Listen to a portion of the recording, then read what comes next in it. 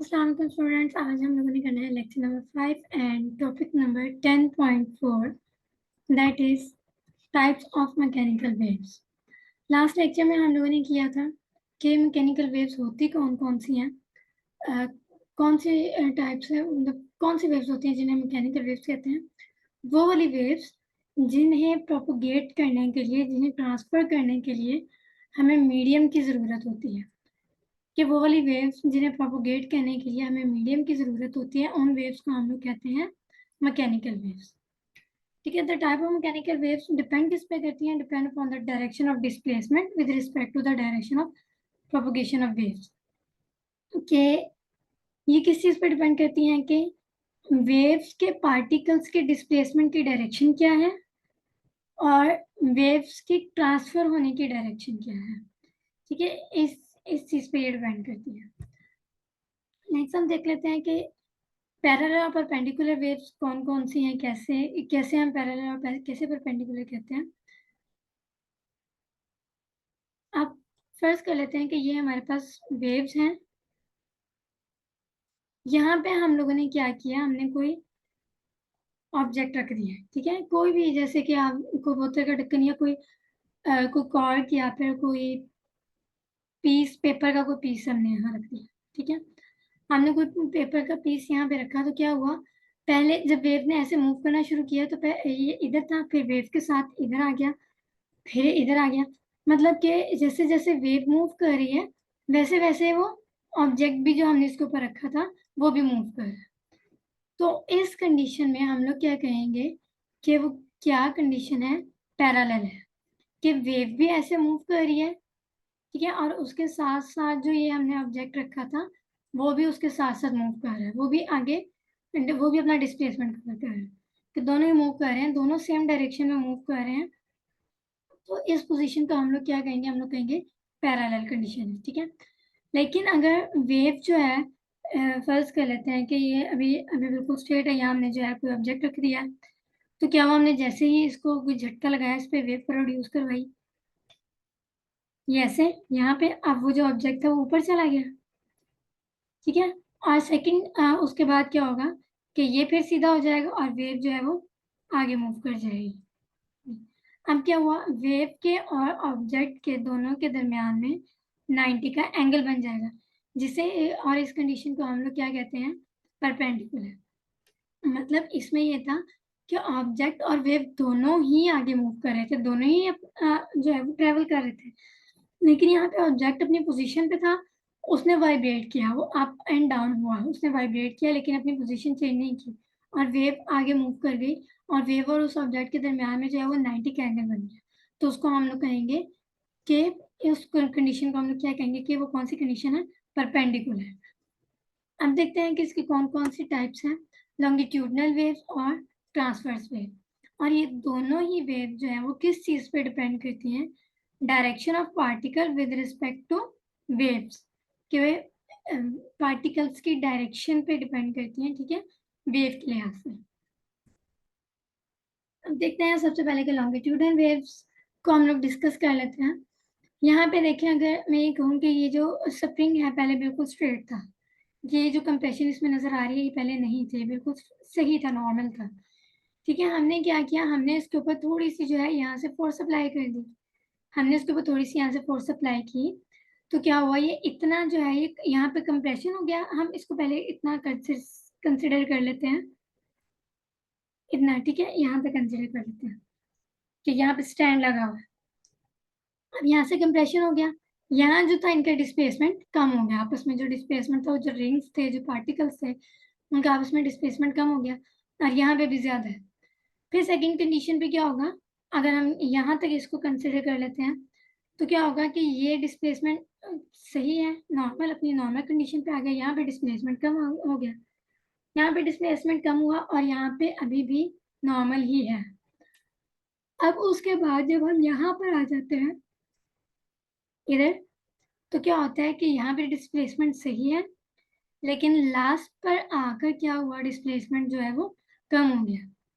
यहाँ पे बिल्कुल नॉर्मल है, लेकिन लास्ट पे जो इसके, जैसे यहाँ पे अगर मैं कहूँ कि ये है कि ये बिल्कुल जो इसके साथ अटैच हुआ है, इसके साथ जो बिल्कुल फाइनल लास्ट पोजीशन पे है, कि वो जो है डिस्प्लेसमेंट बहुत ही कम हो गया। अब क्या हुआ कि वेव भी आगे मूव कर रही है, लेकिन जो ये कंप्रेशन है वो भी साथ साथ आगे मूव कर रहा है। ये वेव भी आगे जा रही है, ठीक है, वेव भी आगे ट्रांसफर हो रही है, लेकिन जो ये कंप्रेशन है ये भी वेव के साथ साथ आगे मूव कर रहा है। वेव अगर एंड पॉइंट तक गई है तो वो जो कंप्रेशन था वो भी एंड पॉइंट तक आया है। तो इस कंडीशन को हम लोग क्या कहेंगे कि ये क्या है, ये पैरेलल है, कि जैसे जैसे वेव ने मूव किया वैसे वैसे कंप्रेशन ने मूव किया, ये पैरेलल है। ठीक है, longitudinal wave are the wave where the displacement of the medium, कि मीडियम का जो डिस्प्लेसमेंट है is in the same direction as the direction of the travel of wave. Medium का जो डिस्प्लेसमेंट है उसी डायरेक्शन में मूव कर रहा था जिस डायरेक्शन में वेव मूव कर रही थी। तो उसको हम लोग क्या कहेंगे, वो कौन सी वेव होगी, वो लॉन्गिट्यूडनल वेव्स। ठीक है, particle of medium propagate in the direction of wave, कि उसी डायरेक्शन में मीडियम के जो पार्टिकल हैं वो उसी डायरेक्शन में मूव करें जिस डायरेक्शन में वेव प्रोपोगेट हो रही है। सेकंड जो है इसका वो है ट्रांसवर्स वेव। अच्छा, ये है, ये स्प्रिंग है, स्लिंकी इसका नाम है। ये सिर्फ यहाँ पे ये शो करवाया हुआ है, मतलब शो करवाई है कि ये कितनी लचकदार होती है, और ये देखी भी होगी बच्चों के टॉयज में, बहुत कॉमन है।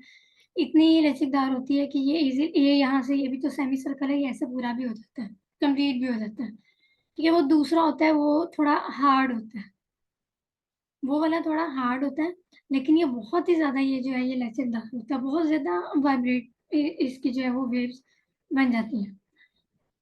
अब अगर फर्ज कर लेते हैं यहाँ पे जो है हम लोगों ने कोई ऑब्जेक्ट रखा है, कोई भी पीस रख लिया, कोई भी रखा, अब हमने इसको जेट लगाई, जेट लगाई, अब क्या किया, इसको हम लोगों ने हल्का सा झटका दिया, अब ऐसे भी नहीं, इतने जोर से भी नहीं कि जो पार्टिकल हमने रखा था वो जाके दूर गिरा। हमने तो एक एक्सपेरिमेंट करना है ना, तो यहाँ पे हमने हल्का सा जो है इसको झटका दिया तो वेव प्रोड्यूस हुई। ठीक है, अच्छा मैं यहाँ बना के दिखा देती हूँ कि अभी ये ऐसे थी बिल्कुल। ठीक है, यहाँ पे जो है हमने एक ऑब्जेक्ट रख दिया, अब जैसे ही इसके ऊपर हमने जेट लगाई, इसको हल्का सा झटका दिया, तो क्या हुआ, ये ऐसे हो गया, यहाँ से सीधा। ठीक है, ये ऊपर चला गया, ऊपर चला गया। थर्ड उसमें क्या होगा, ये वापस आ जाएगा अपनी कंडीशन पे, अपनी पोजीशन पे वापस आ जाएगा, और जो वेव है वो आगे मूव कर जाएगी। ठीक है, अब क्या हुआ, इन दोनों में, इस वेव में और इस ऑब्जेक्ट में जो है 90 का एंगल बन गया, इन दोनों में 90 का एंगल बन गया। तो इट्स मीन ये क्या है, ये परपेंडिकुलर है, कि जो ऑब्जेक्ट है उसने अपनी पोजीशन चेंज नहीं की, हाँ उसने वाइब्रेट किया है, वाइब्रेट किया है, वो अप गया डाउन गया, वाइब्रेट किया है, लेकिन पोजीशन चेंज नहीं की, आगे उसने ट्रेवल नहीं किया, वहीं का वहीं है, जबकि जो वेव है वो आगे मूव कर रही है। तो क्या हुआ, दोनों के दरमियान 90 का एंगल बन गया, और 90 का एंगल बनने की वजह से हम लोग कह रहे हैं कि ये जो है, ये जो टाइप है मैकेनिकल वेव की, ये जो टाइप है ट्रांसवर्स वेव, ये जो टाइप है ये क्या है, ये परपेंडिकुलर है। Transverse wave motion in which all points on the wave oscillate. ठीक है, जितने भी पॉइंट्स हैं वो क्या कर रहे हैं, ऑसिलेट कर रहे हैं along path at right angle to the direction of the wave। ठीक है, वेव जो है वो आगे मूव कर रही है, लेकिन उसने क्या किया है, वाइब्रेट किया है, लेकिन आगे मूव नहीं किया, आगे मूव नहीं किया, वाइब्रेट किया लेकिन आगे मूव नहीं किया, जिसकी वजह से उसमें कौन सा एंगल बन गया, राइट एंगल बन गया। जैसे यहाँ पे भी ये देख लेते हैं कि अगर यहाँ पे कोई ऑब्जेक्ट रखा है, जिसमें लचक देखें कितनी ज्यादा जो है वो दिखाई हुई है, कितनी लचक है इसके अंदर, कितनी ज्यादा वेव प्रोमिनेंट हो रही है। अब यहाँ पे कोई ऑब्जेक्ट रख दिया, उसके बाद क्या होगा, ये सीधा हो जाएगा। ठीक है, ये अपनी असल पोजीशन पे आ जाएगा, और ये वेव जो है ये आगे मूव कर जाएगी। तो क्या होगा, सॉरी, ये ऐसे है, ठीक है, ये सीधा हो जाएगा, वेव आगे मूव कर जाएगी। तो क्या होगा, इसके और इसके दरमियान में ये जो है ये 90 का एंगल बन जाएगा। Particle move perpendicular to the direction of wave is called transverse wave। छोटा सा ये टॉपिक था, और बहुत ही इजी छोटा सा टॉपिक था, कि मैकेनिकल वेव्स को तो हम पीछे समझ आए थे कि वो कौन सी वेव्स होती हैं, वो वाली वेव्स होती हैं जिनके लिए हमें मीडियम की जरूरत होती है। तो इसमें कि इसके आगे हमने जो भी एग्जाम्पल वगैरह जो भी करनी है उसमें मीडियम ना होना मस्ट है, ठीक है, मीडियम होना मस्ट है। सेकेंड हम लोगों ने ये देखा था कि इसमें जो है ये किस चीज पे डिपेंड करती है, ये डिपेंड करती है पार्टिकल के डिस्प्लेसमेंट की direction with respect to direction of wave transfer, कि वो प्रोपोगेट किस डायरेक्शन में हो रही है। उसके बाद हमने देखा कि पैरेलल वेव्स कौन सी होती है, परपेंडिकुलर कंडीशन, सॉरी वेव्स नहीं, पैरेलल कंडीशन कौन सी होती है, परपेंडिकुलर कंडीशन कौन सी होती है। वो वाली जिसमें वेव तो आगे मूव कर रही है उसके साथ साथ पार्टिकल भी आगे मूव कर रहा है, दोनों ही दोनों के दोनों जो है वो सेम डायरेक्शन में जा रहे हैं, उसको हम लोग क्या कहते हैं कि वो कंडीशन जो है वो पैरेलल कंडीशन है। लेकिन अगर ऑब्जेक्ट जो है वो वहीं पर रह जाता है और वेव जो है वो आगे मूव कर जाती है और दोनों के दरम्यान में 90 का एंगल बन जाता है, तो उसको हम लोग कहते हैं कि वो परपेंडिकुलर कंडीशन है। इसके दो टाइप्स कौन कौन से हैं, लॉन्गिट्यूडनल वेव्स है, ट्रांसवर्स वेव है। और ये दोनों जो है ये किस चीज पर डिपेंड करती हैं, पार्टिकल की डायरेक्शन पर डिपेंड करती हैं with respect two waves. Longitudinal wave में हम लोगों ने जो उसका एक्सपेरिमेंट किया है उसमें क्या है कि जैसे जैसे वेव आगे ट्रांसफर कर रही है वैसे वैसे ही कंप्रेशन आगे ट्रांसफर कर रहा है, कि स्टार्ट में था, फिर उससे अगले नेक्स्ट स्टेप में हमने देखा कि वो सेकंड स्टेप में चला गया, फिर उसे नेक्स्ट स्टेप में देखा कि हमने वो थर्ड पोजीशन पे चला गया, और उसके बाद वो बिल्कुल अपनी फाइनल जो है वो बिल्कुल जहाँ पे स्प्रिंग जो है वो अटैच है वहां तक वो कंप्रेशन चला गया, कि वेव तो आगे आगे मूव कर रही है लेकिन कंप्रेशन भी आगे आगे मूव कर रहा है, इसमें दोनों जो है वो मूव कर रहे हैं, दोनों की डायरेक्शन सेम है, तो हम कहेंगे कि लॉन्गिट्यूडनल वेव जो है वो पैरेलल वेव है। उसके बाद जो है ये ट्रांसवर्स वेव, ये कौन सी वेव्स होती हैं, ये वो वेव्स होती हैं जिसमें ऑब्जेक्ट जो है वो वाइब्रेट करता है लेकिन अपनी पोजीशन चेंज नहीं करता। ठीक है, वेव के जो पार्टिकल्स हैं वो वाइब्रेट करते हैं लेकिन पोजीशन चेंज नहीं करते, और वो ऑब्जेक्ट जो है वो वाइब्रेट करके अपनी उसी पोजीशन पर वापस आ गया लेकिन वेव जो है वो आगे मूव कर गई और दोनों के दरम्यान में 90 का एंगल बन गया। इट्स मीन ये जो है ये परपेंडिकुलर है। ट्रांसवर्स वेव को हम लोग कह रहे हैं कि परपेंडिकुलर वेव्स है, और लॉन्गिट्यूडनल वेव्स को हम लोग कह रहे हैं कि ये और वो जो है वो पैरेलल वेव्स है। ठीक है, particle move perpendicular to the direction of wave is called transverse. कि जो पार्टिकल्स जो हैं वो किसके परपेंडिकुलर हैं, उस डायरेक्शन के जिस डायरेक्शन में वेव मूव कर रही है, और उसे हम लोग क्या कहते हैं, ट्रांसवर्स वेव। ये था हमारा आज का छोटा सा इजी सा टॉपिक।